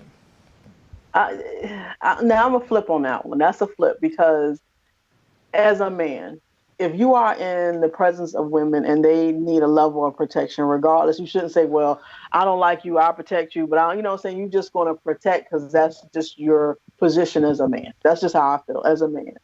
I don't think it should ever be a worthiness of protection. I think that as women, that's your role as a man is to protect. You know what I'm saying? So I don't think that should be, are you worthy of it? You're not worthy of it.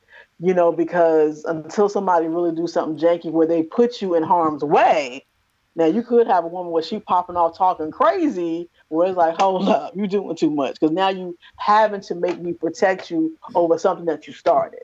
You know what I mean? But then Miss Gray. Just overall, you always, just as in being in your manhood, any woman, whether she's that of your wife, your mom, a friend, they should feel that you're going to protect them. However, because you may have a friend that you're cool with, but she may be slutty and crazy, this, that, and the third. You wouldn't just say, well, she ain't worthy of me protecting her. You still going to protect her if something pop off. You know what I'm saying? Yeah, I think it's different. And this is what I mean when I say that. Okay. So for me, I look at it like this. I agree that by default, that's what men should do. That's the default position. But when you have a female like K. Michelle, who has gone out of her way to shit on black men and talk down on us and in every turn, in every form of how she makes her living, is bashing men. In that regard, I think her past should be revoked. What you think? And it goes back, and I talked about this before. It goes back to Tyrone Muhammad at that freaking nail salon, where them Asians was mistreating those women, hitting those women, like disrespecting those melanated black women.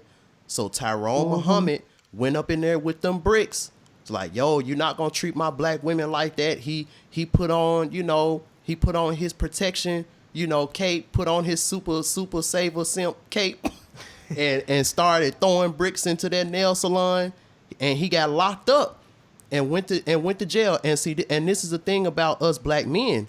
When we get a felony on our record, we're pretty much done for. Like, it doesn't even have to be a felony. If you go to jail It could be a misdemeanor. and you're in that system, you're damn near fucked, because it's like no job is gonna want to hire you, no That's a apartment. It's hard for you to get an apartment and all this stuff. So as black men, to protect, stuff like that, we put a lot. He put a lot on the line, put himself in the jail system and all of that, just for him to get out of jail, take his cell phone, and he went back to that Chinese nail salon, and he went up in there, and it was boarded up and everything, and it was back open.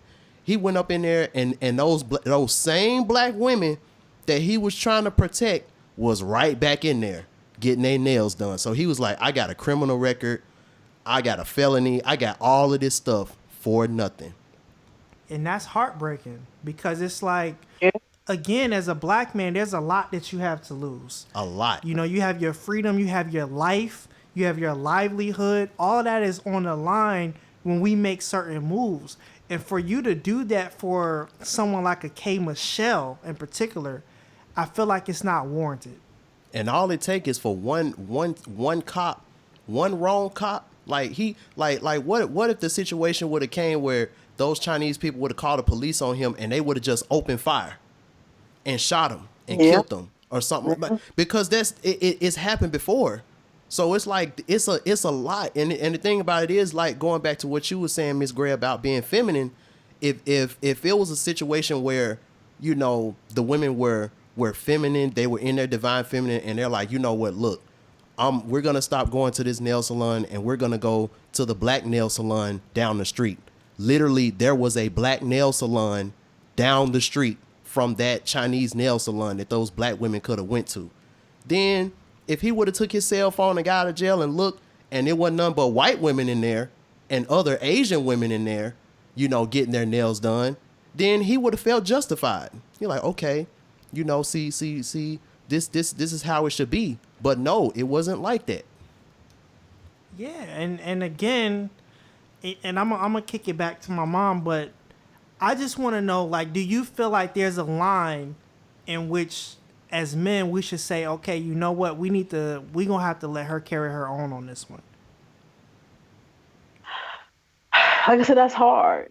I get what you're saying about the K. Michelles of the world, this, that, and the third, but the burden of the man is because if you throw one away, you got to throw all away. So you can't pick and choose. You know what I mean? If you're going to protect, and your job is to protect the woman, then I hate to say it, but that includes the ratchets too. I mean, they're part of the woman diaspora. They ain't real women. They just a bunch of grown ass girls, but they are part of the diaspora of women. You can't just say, I'm going to protect the Claire Huxtable type women and you other ratchets, the hell with you. It's hard for me to say, to co-sign that, because it'll give you license to say, okay, well, I'm not going to protect her, and then you get out loud, I'm not going to protect you, and so to me, it can get momentum. It could just become a snowball effect. It's the same as how one woman had a bad experience with a black man, or somebody told you, hey, this black man ain't doing nothing, or he ain't about nothing, and then the next girl told the next girl, yeah, my man ain't this either. Because let's keep it real, cheating and mistreating and abuse, and I hate to say it, ain't nothing new in our community. It's not. You listen to your aunts and your uncles and stuff like that. This ain't nothing new. Mama got stories of women who got cheated on, this, that, and the third. The lie that we tell ourselves, oh, well, financially they couldn't afford to leave, and this, that, and the third, and that may have been a part of it, yes. But at the end of the day, this ain't nothing new. They just handle it different. Okay? They handle things differently. Right. So now women are just, saying just outright, we are almost bred into us that, you know, black men ain't shit. So you don't believe them or trust them on anything. And the thing about it is, a white man, anything that don't look like your own, or you can trust and believe anything they tell you because they ain't like that, which is BS because men are men. You know what I'm saying? Men are men. Right. So I just think that it can just become a slippery slope. It's too many because the thing about it is right now the black woman is at the dollar store on a discount table and she's selling less than a quarter right now. And I hate to say that, but it's the truth. And the thing about it is we are allowing ourselves to be dragged because we are not holding each other accountable for the way we carry ourselves, and because we're not making brothers carry us a certain way. People want to keep saying it's the man, the man's gonna, saying he'll change, he'll set the standards and bring the woman up, but that's not how it really works. Let's keep it funky. If women decide today that, like how it was when I was going to school, you had to have some serious game. You had to have a serious mouthpiece, talk yourself into anybody's pants. Okay. Right. You just showing up wasn't gonna get you the draws. The average dude, when we was coming through in high school, stuff like that, he talked about 4-5 months. Good game, okay? For a sister was giving him anything. You had to really and truly talk a woman out of her pants.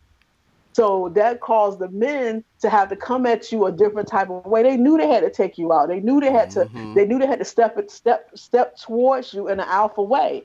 Otherwise, they weren't gonna get no play. And see that, so and the family dynamic was very different. Yeah, when we start relaxing stuff and you can just shoot in my DMs or you can just swipe to the right and hey, I'll come and just holler at you, or you ain't got to take me on no date and I give you sex. Guess what? If a man know that I can scratch my ass and don't even have to wash it and I can get a woman, why would he change? For what? Why upgrade your game if your purpose right now in life is to get a woman? You can get her with no problem. Yep. We have to change the game. So, and that's the thing, we have to change the game, and we don't. And the more I find, like I said, that women get into their feminine, so many things come to you so much easier. Men don't mind protecting. Men gonna make sure you straight. You know what I'm saying? Whether it be your brother, your friend, your boyfriend, whatever. You know what I'm saying? They're gonna always just make sure that you straight. And if you're constantly, talking to a man and carrying like a man, the man gonna let you carry it like a man. You can't decide because you look like a woman, but you're talking like a man that he's just supposed to treat you a certain way. Yeah, I mean, earlier we played that Fantasia clip where, she talked about that. She mentioned that, and we're actually going to do a show where we just kind of go over that conversation, and we talk about submission, and we talk about women and men being in their divine feminine and their divine masculine. Because I think that's a part of the dynamic that is lost right now.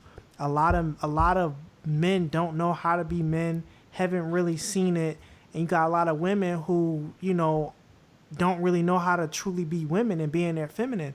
And a lot of that goes back to something that I heard years ago, where they were talking about how we need to bring the sister circles back.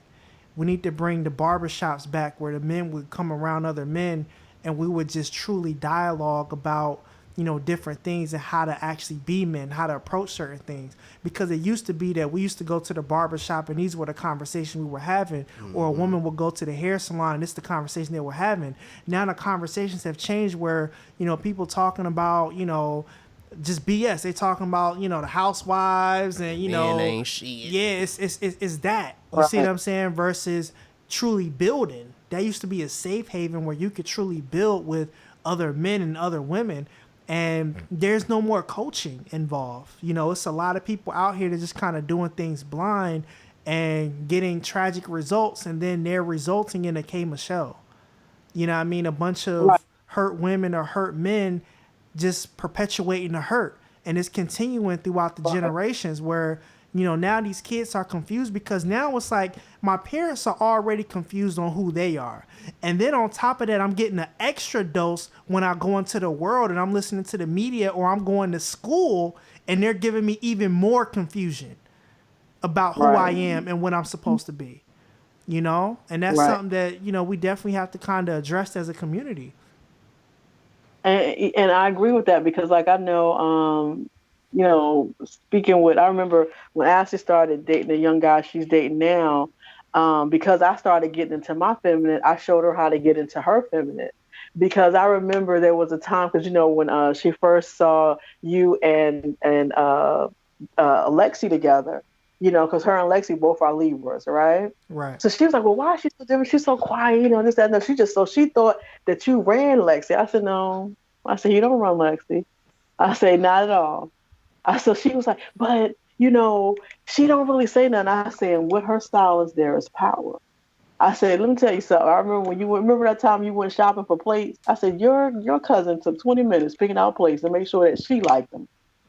I said, I said, I don't think he Lexi ain't know that wrong. story either. She's Right. cause like right now, y'all can't see us, but in the studio, she's sitting here and she's actually laughing because she didn't know that story, like cause she wasn't there when I did it. So the fact that you brought it up, she's like cheesing because she's like, wow, that's deep.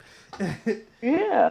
Then that's what I told her. I said, you think by telling him, I got to let him know, I got to tell him, I got to tell. Everything ain't for you to tell, you know, because sometimes not every thought is to be expressed, and he don't need to know like the little saying goes, the old lady say, you know, your right hand don't always need to know what your left hand doing. We always equate that to money, but sometimes that's in your thoughts. You know, sometimes when you tell a man too much, then he knows the road to travel and know exactly what he got to say to get what he wants. Sometimes you don't need to tell him everything. Sometimes you got to leave a level of mystery. So at the end of the day, she didn't understand because she was at a phase in her life where she felt the need to just run her mouth about everything. So she didn't understand when Lexa stayed in her feminine. She didn't get that. So then when she started dating David, I was like, look, you want him? Do you want him? And she liked him. I said, do you want him? She said, yes, that's what you do. Listen to your auntie here. Throw another rooster in the hen house, number one. Stop giving them all your time. This is how you carry it. Let them know you appreciate and you enjoy the time with him, but I'm going to go over here and you make him chase you. Don't ever chase him. She locked down and she's not. You know what I'm saying? See, my brother told me a long time ago, too many women running around here. Where he at? What you doing? You need to worry about where I'm at and what I'm doing. Because until you lock me down and give me exclusivity, darling, this rooster, and that one can holler at me too. Because I gotta eat. You know what I'm saying? At the end of the day, dating is not sleeping with nobody. The thing has gotten so twisted that now dudes think, oh, you date this or you sleep. I ain't sleep with nobody. But until you step up, you want this, let the best man win. The competition. You a man, y'all supposed to be about competition. Come get me. And you be surprised. A man wants you, he gonna come get you. That's And real that's as talk. simple as that. That's real talk. That You whole know? thing, you know, deserves a pump right there. You know, we gotta hit him with the pump on that one. Rick, listen, y'all, in the studio right now, Rick, his face was crunching up. He was like, she killing him right now. Good gracious. But I But it's mean, you know, real. the truth is the truth. You know, ain't no way around that. I'll tell you a quick little story about your cousin and her friend, right? She just doing her. And the one thing I would tell you is, ladies, always do you. Always stay loving on you and always have space for you. Don't make everything about your man. Okay? Because see, men need to know that you have a life outside of them. So Ashley, you know, she had been out, you know, saying she had been out of town and she had went to go to Vegas to, you know, work on her thing with her makeup and stuff. She came back in town and she was like, Ashley doing the nomad thing right now. So she was at his house and said, you know what, baby, I'm gonna, just take a night. I'm just gonna get a hotel room. I just need to get my mind clear, this, that, and the third. So he was like, okay, you know how y'all do. You hear, you don't hear it. So then when she took her time, he was like, wait. So he confused, like, why you ain't asking me to go? She said, well, if I'm gonna ask you to go, I might as well stay. But I just need some time. So of course she's thinking like he on the thinking thing, like, wait a minute, hold up. So he shows up at the hotel. She laying in the bed, sleep, just chilling in the hotel room. He shows up at the hotel, right? Calls her on the phone, what room you in? So he comes to the room to bring her a drink. She was like, "What? Why do you?" She said, "I thought you might want this." It was something like it wasn't even like an alcoholic drink. It was just a regular drink. So then he called himself trying to get her riled up. Talking about he going to some club. She was like, "Okay, have a good time." This, that, and the third. So in the meantime, I guess when he came into the room, the door closed in the bathroom. So he bust the door open, thinking somebody in there. I was like, this is a really nice, this is a really big old bathroom. Actually, not understanding what's going on. She done Right. shook him. She done shook him because he wanted, okay, you over here, you ain't up under what's, and not understand that she's just over here doing her. Right. Okay. So he was like, I love you. I really love you. She was like, yeah, I know. So me and Tanny on the phone listening to the story, dying laughing. Because Right. I said, Ashley, honey, you ain't understanding. The game about to get turned up on you about 10,000. She said, what you mean? I said, he about to come. He gonna come with the strength now. I said, he gonna lock you right all the way down now. She said, what you mean? So of course now he talking about moving in together. That's what I'm talking about. He ain't trying to lose you. He know what he got. You always got to let a man have a little bit of chase. Too many women let a guy know there ain't no chase. They always let him know a little bit of chase. Because you could do something wrong and hey, I'm out. You know what I'm saying? They always have to have a little bit of chase. So she gave him a little bit of chase without really even realizing it. She was just doing her. When you are secure with self, your man, will not go nowhere. You know what I'm saying? When you are truly secure with who you are and what you about, where he going? Because he know what you bring to the table is something rare that he just can't find anywhere. And that's the thing. Sisters need to stop trying to be regular ass basic women and start being black unicorn. Because trust me, you are rare. Be a black unicorn. Stop trying to be like all the rest of these basics out here. Stop having the same basic conversation. Stop moving in all these basic ways. Stop letting a man know every thought that you have and everything that you want. And You know what I'm saying? If you're going to make him work for something, you know what I'm saying? Make him work for your exclusivity. Don't make him work for your grief and for your pain. If he works for your exclusivity, he'll heal all that if he really wants you.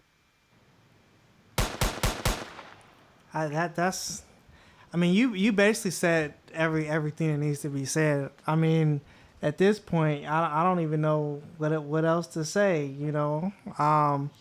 Yeah, I think we just gonna go ahead and end it on that note right there. We just gonna go ahead and wrap up the show. Rick, do you have any last remarks? The only thing that I'm gonna say is flipping it back on the man, because all of the stuff that you said, it is so important. And for men, we also have to make sure that we stay in our divine masculine, make sure that we don't have that scarcity mindset, make sure that we have that mindset to where, when that woman wants her time to herself, you let her do that. When she wants her alone time and she wants to, do what Ashley did, a man that's secure within himself and secure within his woman, he wouldn't have even been trying to run up behind her. Because if he's secure in himself, he knows at the end of the day, I'm rare too. So, if you can do whatever, but at the end of the day, I know you coming back. Because I know that I'm able to give you something that is going to be hard for you to find anywhere else. It goes back to our alpha is in our intelligence. Knowledge is really power. And when you teach a woman something and you truly change her life with your knowledge, man, it's going to be hard for her to go somewhere. It's going to be hard. That's real. Go ahead and give them your social media and your info where they can find you at. Okay, so YouTube, Band Clap TV. I do podcasts and live streams every week. I talk about the Orishas. I talk about African spirituality. I talk about occult topics, and then I add some little current events in there as well. You can also follow me on Instagram, Band Clap TV, Snapchat, Mr. Band Clap. Yeah, all of my stuff is either Band Clap TV or Mr. Band Clap. All right. And Miss Gray, where can they find you at? Well, on Facebook, I'm, Tara Gray, and on Instagram, I'm Real Estate Queen 47. And there you have it, ladies and gentlemen. Let's give it up for our guests one more time. Shout out to your boy Ty Gemini. Shout out to Ty Gemini. Memphis 10, we in the building. Hey, there it is. There it is. Hey, so we just gonna go ahead and wrap up the show, man. Thank you guys for listening to another episode of the Living Black Life podcast, where we talk about living black life because we live black life. And we just gonna go ahead and ride on out.